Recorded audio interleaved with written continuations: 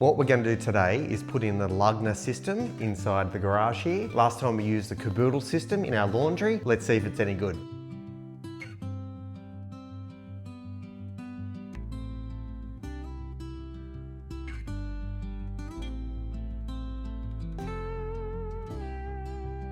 They've come up really well. I've got 3 at 900 and I've got 1 at 450. We should have at least 3 centimetres or 30 on either side, which is the gap we're going to leave. Going to get it all in place before I secure it to the wall.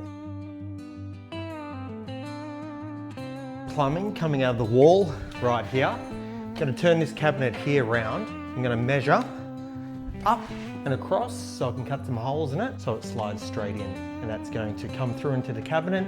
You'll never know it's there.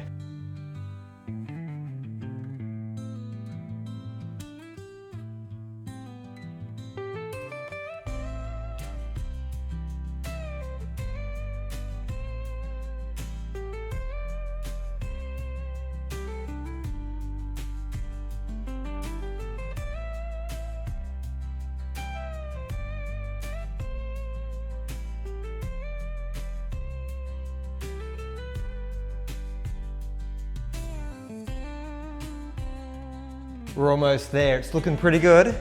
We just need to put those doors on next.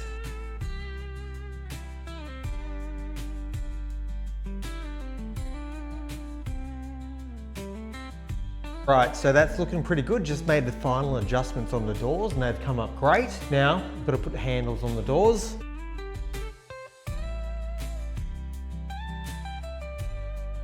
So I'm super happy with how that's come up. I think it looks great. Opens and closes nicely. Shelves are inside, plenty of storage compared to what there used to be. As you can see, plenty of storage, which is great.